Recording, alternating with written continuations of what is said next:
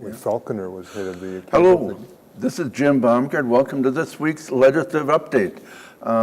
The guest that I have with me on this panel is Cal Potter and Mary Lynn Donahue, and I appreciate them coming.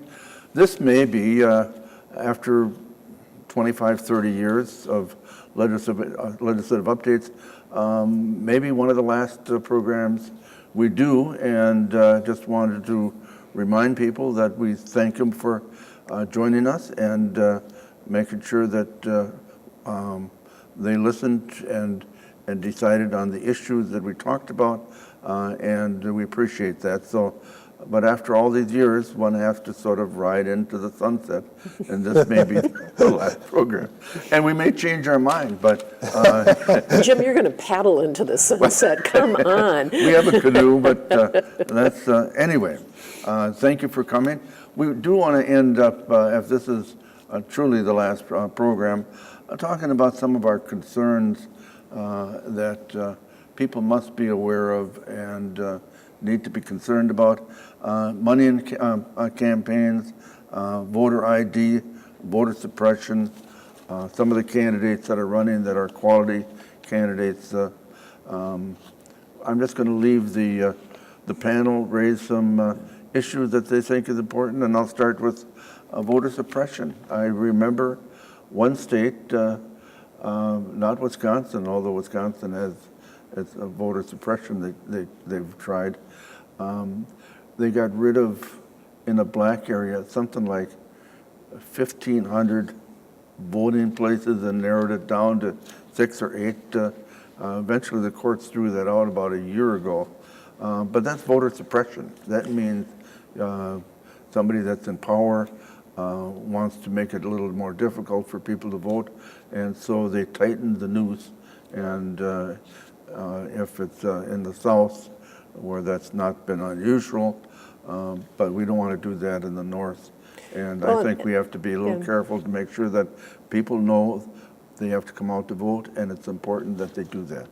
This all started with that Shelby case, where with Chief Justice Roberts writing the decision saying that the old Voting Rights Act that LBJ enacted, or the 1965. The Congress with the pressure from the LBJ enacted this voting rights law, which paid special attention to places in the United States where voting for minorities was particularly problematic, and basically said, well, that's just not a problem anymore. After the Shelby decision, all sorts of shenanigans have occurred and has really, I think, opened the door. Like the one I just mentioned. Exactly. And it takes a lot of forms that they try to tell the public that these are actually reforms. For example, voter IDs. It sounds good, everybody should have a photo ID, but they don't tell you that maybe you have to drive 60 miles to go and get an ID at a nearest motor vehicle department. It was only open 2 days a week. That's right. Yeah. Or again, we're trying to save money, so we got to cut down on the number of voting places, but they all close them in the black part of the city. Exactly. So it's being sold as niceties of economy and good public policy when the intention is really mean. Well, I think it's part of a scheme that has been very well thought out, particularly on the right. We haven't talked about ALEC, the American Legislative Exchange Commission. Explain to the viewers what ALEC is in a sentence or two. Sure.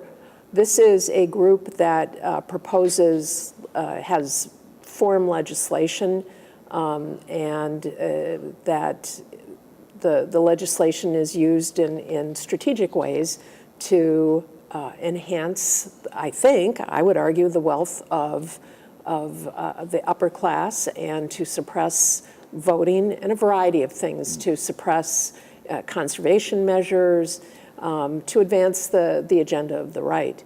And Leah Vukmir, who's running against Senator Tammy Baldwin, has been the president of ALEC, And in any event, a lot of the voter suppression legislation has come from ALEC. It's sort of model legislation. Funded by well-to-do supporters. Right, right. And the Koch brothers have been a major donor to ALEC, which is like your perfect public interest group. They're smart people. They put legislation together. They figure out ways to get that legislation to state legislators and then how to fashion it in such a way that it gets passed. So a poll that just came out, I was listening to the news this morning, an extremely high percentage of Republican voters feel that there's massive voter fraud. I know, isn't that something? And there just isn't. No. There just No. isn't. And yet, that perception is very strong, and it really pushes a lot of legislation. And again, not good for the democracy. In the shows we've been doing here, we've been talking about what's good for democracy. Voter suppression is not one of those things. So it really is a challenge, I think, for, we all have to be aware.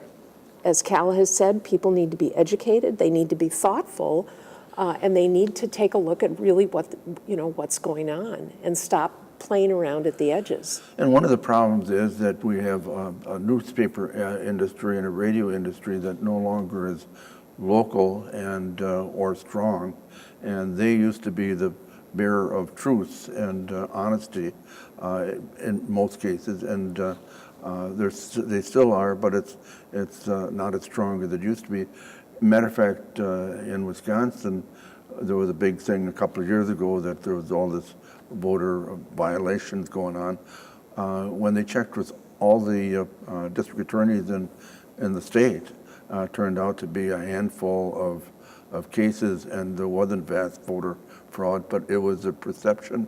Many people were saying, oh yeah, we got to stop this voter fraud, we have to have all these regulations. Not true. Yeah. Well, you get into the old fake news. I mean, that's become sort of a byword for how we're trying to discuss things with each other, and it's all fake news. It's, what you're saying is fake. Right. And so it's the discussion that's so important for a healthy democracy is really just, It's missing. it's missing. Sure it is. It's gone missing. It really has. Now, were there some candidates that you mentioned? Cole was. Well, first of all, There were some things we mentioned off the camera. Tammy Baldwin has an interesting opponent. Leah Vukmir survived that primary with Kevin Nicholson, who probably would have been a stronger candidate Yeah, I think he might have been a against veteran, Tammy. yeah. He had that tagline, "Send in the Marine." I thought that was pretty brilliant. Whoever came up with that, deserved a paycheck. But I think Tammy's running a pretty strong campaign. And she's been good with constituent service, I think, through the years, which is so important. Sure. And then, If you look at the ads, you wouldn't think that would be the case, because there's some negative ones. Well, out it's Citizens United, as we said before in previous programs, that allows corporation money and unlimited money from individuals and corporations to come in. She's going to be the beneficiary of that. And her voting record in the past is, I think there's a very, very good ad that Baldwin has on coverage of cancer treatments and how she voted with the insurance companies. I think you'll see in many cases candidates who are beholden to special interests are ones who are going to continue to reinforce their friendly relations with that special interest when the monies in the campaign continue to come in. It sort of feeds on itself. And as a result, you're not going to see, in the case of the Baldwin race, anywhere near an equal spending. The Baldwins are going to look like paupers when it's all said and done compared to all the outside money that's coming in. I mean, I think the Koch brothers alone, as we make this program, they're up to about $7 million. Just on one candidate. Isn't that something? Isn't it? It's a dirty shame. Again, I use the word morally bankrupt. Money like that could be going to people's health care, right, or schools, or something of worthwhile. Yeah. There are some other candidates that you wanted to mention? Well, and I think on my last program. The congressional races are interesting. Most of them are pretty much preordained. I mean, I think up in the north, there's no question that incumbents will win. In our district, Congressional District 6, Glenn Grothman is being challenged by Dan Cole. And this is the strongest challenge Grothman has had since he's been in office. I think this is the third time he's running, if I'm not mistaken. Dan Cole is, a pretty educated guy. His uncle is Herb Cole. Right. So Dan used to work for the Bucks, and now he's been working for J Street Lobby, which is a progressive Jewish Israeli group in D.C., but has come home. I'm not sure what the outcome is going to be there, but I think Cole is really challenging Grothman in a way that is, it's nice to have. We always put up the sacrificial candidates, somebody to run against Sensenbrenner, and but I think that Cole is more than just a sacrificial candidate. We'll see, but. And he had beat the local candidate in a primary race.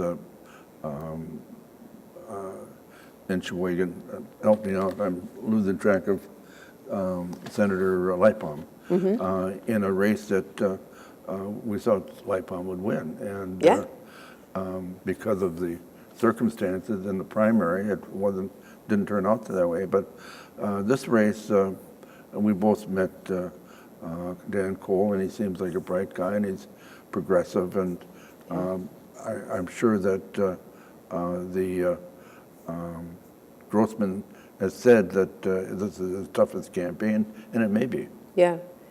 I want to make a pitch just before we end, because this time always goes so quickly. I know we have 2 minutes, so you have we one have of 2 those. minutes, but just building on what we've been talking about, how do people, or how should people analyze political advertising and so forth? And I often think, well, just silence the ads on TV, but then you still have all the pictures and the words and all the rest. Turn your TV off, leave the room. Most of the flyers that come in the mail are junk. Yeah. They don't move the ball forward at all. They're targeted. Find good newspapers, and there are excellent newspapers that will lay out. I mean, the New York Times, the Washington Post, even the Milwaukee Journal-Sentinel, which has had its ups and downs, but there are places where you can find information, and I think it's a citizen's duty to do that. Yeah.